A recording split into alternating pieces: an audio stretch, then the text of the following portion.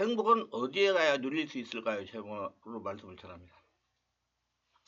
행복은 무엇입니까? 우리가 행복이라는 말 많이 사용합니다. 행복하십시오. 행복합니다. 그러면 행복이 뭐냐고 물으면 멈칫하고 대답을 못할 때가 많습니다.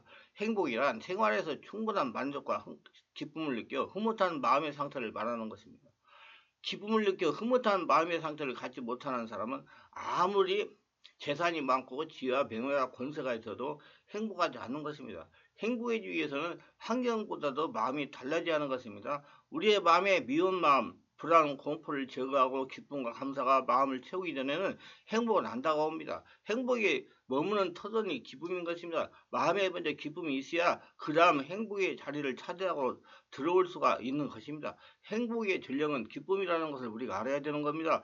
마음이 기쁨으로 가득한 사람은 물질적인 환경이 행복하지 않아도 행복에 들어갈 수 있는 조건이 서 있습니다. 언제든지 행복해질 수 있는 것입니다. 하나님은 제사전서 5장 16절 22절 항상 기뻐하라 시름하게 하라 범사에 감사하라 이것이 그리스도 예수 안에서 너희를 향하신 하나님의 뜻이라 성령을 소멸치 말며 예언을 멸치지 말고 범사에 헤아려 좋은 것을 취하고 악은 어떤 모양으로 버리라 말씀하십니다. 그러면 어떻게 하면 우리가 행복할 수 있습니까? 첫째 행복의 근원은 우리 주 예수님이신 것입니다. 지금 예수님 어디 계십니까? 여러분 안에 주인으로 계십니다. 예수가 만남을 통해 기쁨을 얻게 되고 행복을 갖게 되는 것입니다.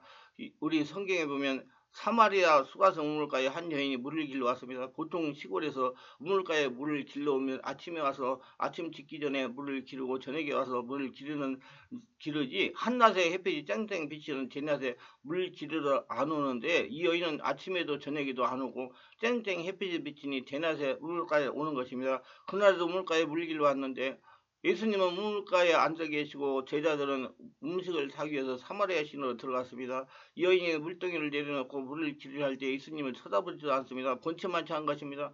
예수님이 나에게 물 좀 주시오. 그러니까 깜짝 놀라서 예수님을 쳐다보면 당신은 유대인이요. 더구나 남자가 아무도 없는 대낮에 물을 달라니 그럴 수 있습니까? 그때 예수님께서 웃으시면서 이렇게 말씀하셨을 것입니다.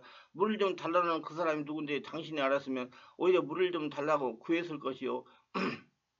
그분이 생수를 줬을 것이라고 그 여자가 또 받아서 비웃으면서 이불이 얼마나 깊은데 물기는 두리박도 없으면서 무슨 생수를 나에게 준단 말입니까? 예수님이 그 물 마시는 자는 다시 목마르거니와 내가 주는 물 마시면 영원히 목마르지 아니할 것이다. 그러면 그 물 좀 나에게 주십시오. 그래서 내가 여기 물 길러 오지도 않고 사람들에게 이야기거리도 되지 않기를 원치 않습니다. 주님이 가만히 그 여인을 바라보면서 하시는 말씀이 남편을 데리고 오시오. 남편이요? 하하하. 남편은 흔해 빠지는 것이 남편인데 그러니까 예수님이 남편으로 데려올 분이 없지요. 지금까지 데리고 산 사람은 5명이나 되는데 다 집어치우고 지금 6번째 데리고 사는데 이번에는 결혼도 안 하고 오다 가다가 만나서 살자 하니까 깜짝 놀랐습니다. 아니 당신 내 형편을 어떻게 그리 잘 아시오? 이제 가만히 보니까 당신이 선지자인 것 같습니다. 우리 조상들은 이곳에 예배를 드리고 유대인들은 예루살렘에 예배를 드린다 하던데 예수님이 아니요 이곳에도 말고 이곳에도 말고 하나님의 영과 진리로 진심을 다하여 하나님을 찾는 자를 찾습니다. 요사이 예배를 어느 장소에서 하는 것이 아니라 마음 중심에서 하나님의 예배하는 자가 참 예배를 하는 것입니다. 그것이 너무나 복잡해서 우리 알아볼 수 없고 메시아가 오면 그 사실을 우리에게 다 가르쳐 줄 것입니다. 그때 예수님이 하신 말씀이 바로 당신하고 이야기하고는 그 사람이 메시아요. 여자가 가만히 쳐다봤습니다. 하나님의 성령이 오셔서 그 여자의 마음을 열었습니다. 갑자기 이분이 영혼을 구원하는 메시아구나 깨닫고 마음의 기쁨이 넘쳐나기 시작했습니다. 우리 조상 주님은 존재가 기쁨인 것입니다. 주님 앞에 기쁨이 충만하고 우편한 즐거움이 넘치나이다. 그 마음에 기쁨이 넘쳐나서 정신 차리고 없습니다. 그는 물동이를 두고 사마리아 시내로 들어가서 막 소리를 질렀습니다. 여러분 와보세요. 내가 메시아를 만났습니다. 내가 행한 일을 다 알고 계시는 그분을 메시아가 아닌가. 그래서 동네 사람들을 깨를 지어 데리고 나왔어요. 성경은 여자가 물동이를 버리고 동네에 들어가서 사람들에게 이르되 내가 행한 모든 일을 내게 말하는 사람을 와서 봐라. 이런 그리스도가 아니냐 하니 그들이 동네에서 나와 예수께로 오다라 하서 요한복음 4장 28절 30절에 예수께서 우리에게 특별히 강조해서 말씀하신 것은 요한복음 7장 30절 38절에 누구든지 목마르건 내게서 하지 마시라. 세상의 물이 목마른 것은 아닌 것입니다. 평안에 목마르고 기쁨이 목마르고 화해가 목마르고 행복이 목마르고 희망이 목마른 사람은 이 마음에 갈급함이 있는 사람은 다 주님께로 와서 말씀을 드리면 주님께서 생수를 주실 것이고 나를 믿는 자는 성경에 이룬 것 같이 그 배에서 생수강이 흘러나오리라. 생수강이 넘치게 하는 것입니다. 우리가 예수 믿고 마음에 생수강을 얻는다는 것은 당연히 이치한 것입니다. 예수님 마음속에 주인으로 들어오시면 전혀 느끼지 못하는 기쁨을 느끼고 즐거움을 느끼게 될 겁니다. 행복을 느끼게 될 것이다. 그런데 항상 예수님 믿으면서도 예수님과 거리가 두어지는 것은 우리가 미움이 있을 때 그러한 것입니다. 주님은 사랑인데 미움의 마귀의 포생인 겁니다. 우리가 미움에 들어오면 기쁨도 사라지고 행복도 사라지는 것입니다. 믿음을 잘 처리해야 행복을 마음속에 누릴 수가 있는 겁니다. 이웃을 용서하지 않을 때 믿음은 예수님과 나 사이가 멀어지게 하고 우리 마음의 기쁨을 빼앗아가서 행복이 사라지는 것입니다. 사는 것이 불행인 것입니다. 누가복음 6장 28절로 37절에 보면 너희 듣는 자에게 내게 이르노니 너희 원수를 사랑하며 이게 힘든 조건을 하나님이 말씀하시는 겁니다. 원수를 미워하며 하시면 좋겠는데 너희 원수를 사랑하며 너희를 미워하는 자를 선대하며 너희를 저주하는 자를 축복하며 너희를 모욕하는 자를 기도하라. 비판을 하지 말라. 그리하면 너희가 비판을 받지 않을 것이요 정죄하지 말라. 그러면 너희가 정죄를 받지 않을 것이요 용서하라. 그러면 너희 용서를 받을 것이요 했습니다. 말하기는 쉬워도 행하기는 얼마나 힘든지 모릅니다. 우리가 원수를 사랑할 수가 있나요? 힘듭니다. 우리가 미워하는 자를 좋게 대접하고 우리를 저주하는 자를 오히려 축복해주고 모욕하는 자를 잘되라고 기도해주고 우리를 자꾸 비판하는 사람을 비판하지 않고 정죄하는 자를 같이 따라서 정죄하지 않고 용서해주면 그 사람은 진실로 이웃을 사랑하는 사람인 것입니다. 이러한 사람의 마음속에 기쁨이 머무는 겁니다. 이 세상에 우리가 어떻게 삽니까? 용서하면서 살아야지 비평하고 판단하고 손가락질하고 살지는 못합니다. 죄 안 지은 사람이 누가 있습니까? 전부 다 죄를 짓기 때문에 내 죄 용서받기 원하면 이웃의 죄도 용서해 줘야 되는 것입니다. 실제 우리가 기쁨을 얻을 수 있는 것은 예수님의 고난의 의미를 깨닫게 될 때 기쁨을 얻게 되는 것입니다. 예수님이 고난당한 것 자기 위해서 고난당한 것이 아니고 우리를 위해서 고난당하신 것입니다. 그가 찔리면 우리의 허물 때문이요 그가 상하면 우리 죄악 때문이다. 그가 징계를 받음으로 우리가 평화를 누리고 그가 채찍을 맞으므로 우리 나음을 입었도다. 우리는 다 양같아 그릇 행하여 각기 제 길로 갔거나 여호와께서는 우리의 모든 죄악을 그에게 담당시키셨다. 이사야서 53장 5절에 주님이 2000년 전에 오셔서 법적으로 향하는 죄악을 전부 담당하신 것입니다. 그래서 예수 십자가를 우리가 바라보면 몸짓고 피 흘린 그 피가 와서 외쳐 말합니다. 너희 일생의 죄를 내가 다 성산했다. 1.1억도 남김없이 다 성산해서 너희 죄를 한 번도 안 지은 사람처럼 취급을 받고 하나님 앞에 담대하게 설 수 있다. 그러므로 예수 일어난 믿음 담대하게 하나님 앞에 설 수 있는 것입니다. 용서받고 얻게 되었고 성결과 성령 충만을 주님이 십자가 때문에 얻게 되었으며 주님께서 우리의 연약한 것을 친히 담당하시고 병을 짊어지고 가셨습니다. 이 세상에 병 안 든 사람이 누가 있습니까? 다 병들지요.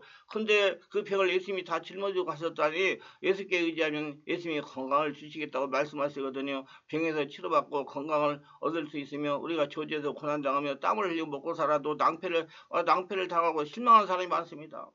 근데 알아야 될 것은 자신의 실패를 주님이 다 책임지셨습니다. 가스 엉겅퀴를 주님이 자기 몸을 받아서 십자가 올라가지 않았습니까? 예수께 의지해서 눈에 아무것도 안 보이고 귀에 아무것이 들리지 않아도 나는 저주에서 해방된 것을 알고 믿어야 되는 것입니다.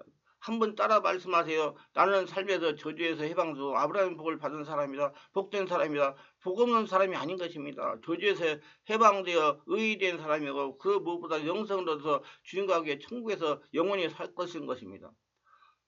지금 예수님 천국을 주님의 주인으로 모시고 사는 사람입니다. 우리가 지금은 이 세상에 복잡하게 살지만 인연을 다 끌어버리고 이 의신의 장막집을 떠나서 저 세상으로 갈 때 영원한 천국에 없다면 삶의 모든 것이 전망 아닙니까? 또 저 세상에 있는데 구원받지 못하고 지옥으로 떨어진다면 또 절망적인 것 아닙니까? 예수님은 죽었다가 부활하심으로 죽고 난 뒤에 생명이 있는 것을 여전히 보여주셨고 우리를 데리고 영원한 곳에 들어가서 살 것이니 기대가 큰 것입니다. 그러므로 주님은 십자가를 통해서 우리에게 말로 다 할 수 없는 귀한 것을 약속해 주셨으며 믿음이 약해지고 소망이 사라지고 할 때 언제나 무릎을 꿇어 십자가 앞에 나가서 예수님께서 십자가에서 주님께서 주신 축복을 다 계산해 봐야 되는 것입니다.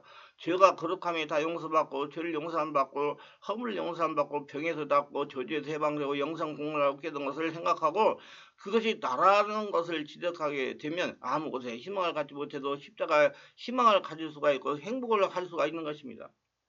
세상을 사는 사람들은 행복하기를 원하지만 행복을 알지 못한 채 살아가는 것입니다.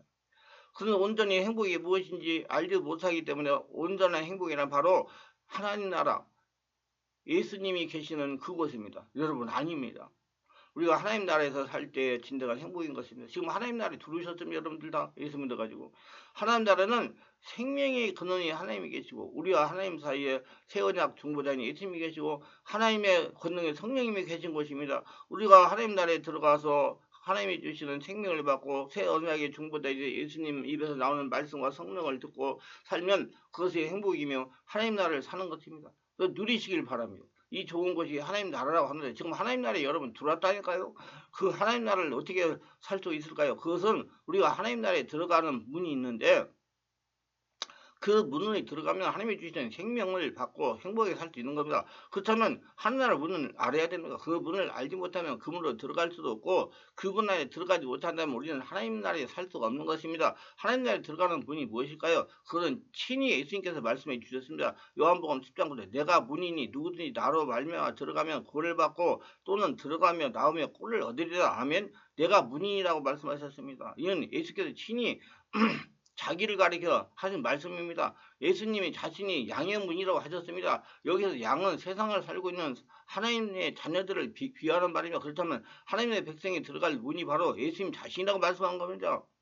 그런데 그 문으로 들어가면 구원을 받고 들어가면 나오며 꼴을 얻는다고 말씀하셔서 그리고 뒷절에 예수님이 문으로 오신 것을 바로 양 되신 하나님의 자녀에게 생명을 얻게 하고 더 풍성히 얻게 하려는 것이라고 했습니다. 이것이 행복인 것입니다. 우리가 구원이 있고 풍성한 생명이 있으면 그것이 행복입니다. 예수님이 그 행복을 주시려고 친히 우리 문이 되어 오신 것입니다. 그러므로 우리 모두 예수님 안에 들어가시길 바랍니다. 예수님 주인을 모시고 날마다 행복을 내 안에서 흘러 넘치게 하시기를 주 안에서 주 예수 이름으로 축원합니다. 예수님이 하나님 나라로 들어가면 문이긴 하지만 이 문은 아무나 들어갈 수 있는 문이 아닙니다. 예수께서 말씀하셨습니다. 마태복음 7장 10절 생명으로 인도하는 문은 좁고 길이 협착하여 찾는 자가 적음이다. 아멘. 생명으로 인도하는 문이 좁고 길이 협착하여라고 말씀하셨습니다. 이 생명으로 인도하는 것이 바로 하나님 나라인데 하나님 나라 들어가는 문은 좁고 길이 협착하다고 말씀했습니다. 영안이 열린 사람만 믿고 알고 찾아갈 수 있다는 것입니다. 얼만큼 좁은 길인가 부자는 들어갈 수 없는 좁은 길이라고 하셨습니다. 낙타가 바른 길을 들어가는 것이 부자가 천국에 들어가는 것보다 쉽다고 하셨습니다. 이는 사람의 힘으로 불가능하던 것보다 누가 들어갈 수 있는가? 그래서 예수님 말씀하신 사람의 힘으로는 할 수 없을 때 하나님은 할 수 있느라 말씀했어. 우리 힘으로 하나님 나라에 들어갈 수 없다는 겁니다. 내가 없어져야 하나님 나라에 들어갈 수가 있는 것입니다. 옛날이나 오늘이나 젊은 처녀 총각들은 자기가 사랑하는 배우자가 나타나면 부모가 반대해서라도 모든 걸 다 버리고 둘이 도망하여 결혼하는 걸 볼 수가 있습니다. 그렇습니다. 사랑입니다. 우리가 사랑하면 다 버릴 수 있습니다. 하나님 나라를 사랑하고 예수님을 사랑하면 우리는 그것을 다 버리게 되는 것입니다. 우리 모두 예수님을 사랑하면 됩니다. 우리 모두 예수님 사랑하면 나의 모든 소유를 버리고 좁은 문에 되시고 하나님 나라 부인이 되시는 예수님 안에 들어가서 은혜 충만 성령 충만한 사람에서 하나님이 주시는 생명을 풍성히 받아가지고 날마다 행복을 누리는 사람이 다 될 것입니다. 의의가 되었다면 구독, 좋아요, 알림 설정을 부탁합니다.